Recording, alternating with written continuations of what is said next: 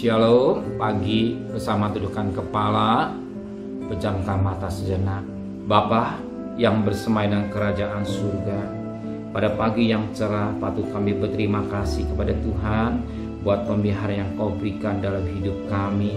Kami rasakan sebagai umat Israel berada di Goshen, tetap dalam lindungan Tuhan. Ulah berdatang, tapi Tuhan tidak mengena dalam hidup kami. Dan kami bersyukur hari ini kami bisa bernapas, kami pulang tubuh yang sehat. Kami bersyukur semua karena anugerah-Mu, anugerah yang Kau berikan kami tidak sia-siakan. Kami lakukan dengan baik untuk mengadakan satu mesbah pribadi, mesbah keluarga, dan kami juga boleh naikkan pujian penyembahan. Kami rindu untuk mendengarkan renungan firman-Mu. Roh Kudus, ungkapkan firman-Mu, berikan pengertian kami akan firman-Mu, dan kami juga boleh naikkan doa syafaat kepada Tuhan. Haleluya, amin. Shalom, pagi. Mari sama-sama kita akan membuka firman Tuhan. Kisah Para Rasul pasal 13. Kisah Para Rasul pasal 13 ayat 4 sampai ayat yang ke-12. Kisah Para Rasul pasal 13 ayat 4 sampai 12. Saulus dan Barnabas di Pulau Siprus. Oleh karena disuruh Roh Kudus, Barnabas dan Saulus berangkat ke Seleukia, dan dari situ mereka berlayar ke Siprus. Setiba di Salamis, mereka memberitakan firman Allah di dalam rumah-rumah ibadat orang Yahudi. Dan Yohanes menyertai mereka sebagai pembantu mereka. Mereka mengiringi seluruh pulau itu sampai ke Pafos.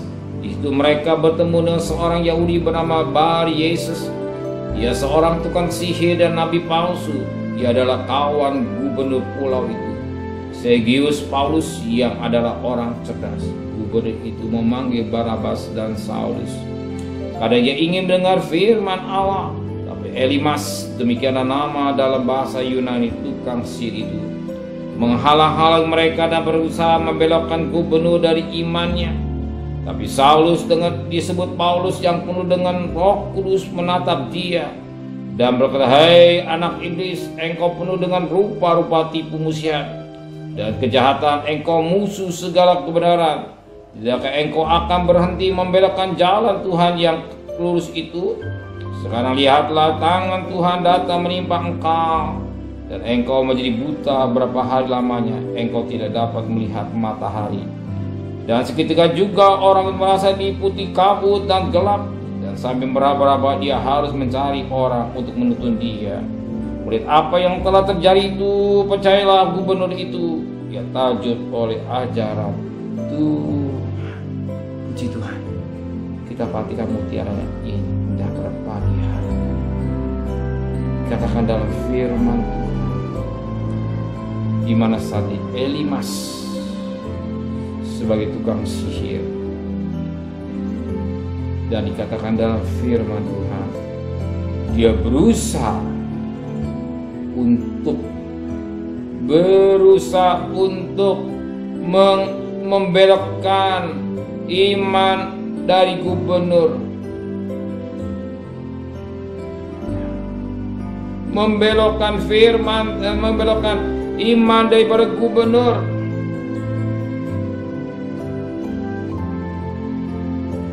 Apa terjadi? Firman Allah berkata pada ayat yang 8 dan 9. Tapi Elimas, demikian namanya dari bahasa Yunani, tukang sihir itu menghalangi mereka dan berusaha membelokkan gubernur dari imannya. Tetapi Saulus juga disebut Paulus yang penuh dengan Roh Kudus menatap dia dan berkata, "Hai anak iblis, engkau mendengar rupa-rupa tipu musyiat dan kejahatan, engkau musuh segala kebenaran. Tidakkah engkau akan berhenti membelokkan jalan Tuhan yang lurus itu?" Jadi kita dapat mutiara yang indah. Elimas ternyata dikatakan oleh Paulus anak iblis, penuh dengan rupa-rupa tipu musyiat dan kejahatan, bahkan engkau musuh segala kebenaran. Hati kita, tingkah laku kita, perbuatan kita penuh dengan tipu muslihat dan kejahatan. Kita semua bukan anak Tuhan. Kita anak iblis. Jangan terkonsep dalam hidup kita, saya anak Tuhan, saya anak Tuhan. Tapi kalau anak Tuhan, perbuatannya banyak penuh dengan rupa-rupa tipu muslihat. Kerja yang paling gampang mencari uang adalah tipu. Kerja yang paling gampang untuk mendapatkan uang, tipu. Tapi yang sangat tipu muslihat dengan cara macam-macam untuk mendapatkan uang. Untuk mendapatkan uang dengan tipu muslihat. Kita ingat tentang Yudas. Dia dapat 30 keping perak. Apa dia tipunya? Dia cium Yesus. Ini seperti dia mengasihi Yesus, tapi dengan tipu dia dapat 30 keping perak. Kita hidup di akhir-akhir zaman. Banyak guru-guru palsu, nabi-nabi palsu, katanya melayani Yesus, melayani jadi hamba Allah, hamba Yesus. Tapi kalau sifat hatinya penuh dengan tipu muslihat, dia bukan hamba Allah, tapi hamba iblis. Kalau hatinya perbuatan banyak dilakukan dengan tipu muslihat, baik dalam pelayanan, dalam rumah tangga, bisnis, saya ingat, perhatikan baik-baik. Dia bukan anak Tuhan, tetapi anak iblis. Ya. Kalau hati kita, tingkah laku kita, perbuatan kita penuh dengan tipu muslihat, sekalipun saat berdiri di mimbar, tapi hatinya penuh dengan tipu muslihat, dia akan disebut anak iblis, bukan anak Tuhan atau hamba. Apalagi dengan kejahatan-kejahatan. Kita ingat firman Tuhan, ya, Wahyu 22 ayat 11, yang jahat semakin jahat, yang kudus semakin kudus. Dan keadaan sekarang zaman semakin hari semakin menakutkan. Banyak kejahatan-kejahatan. Dia tidak takut lagi dengan hukum, dia tidak takut lagi dengan polisi. Dia lakukan karena dia bukan anak Tuhan, anak iblis. Kenapa demikian? Sebab Alkitab menulis pada ayat yang ke-10, dan berkata, hei anak iblis, padanya bernama Elimas, engkau penuh dengan rupa-rupa tipu muslihat dan kejahatan. Hati kita penuh dengan tipu muslihat dan kejahatan.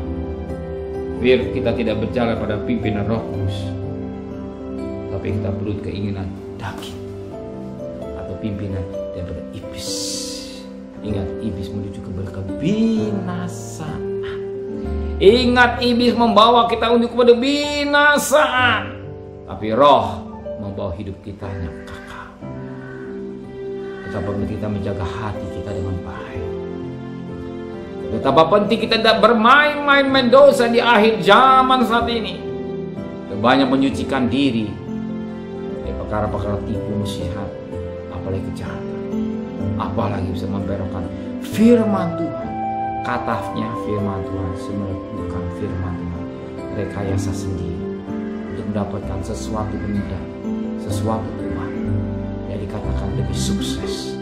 Ingat, Tuhan marah. Ingat Yohanes pasal 2, Tuhan ambil cambuk, rumahku disebut rumah doa, tapi Tuhan katakan engkau jadikan sarang penyamun. Kalau hati kita penuh dengan sarang nyamuk, kita bukan hamba Allah, tapi hamba iblis.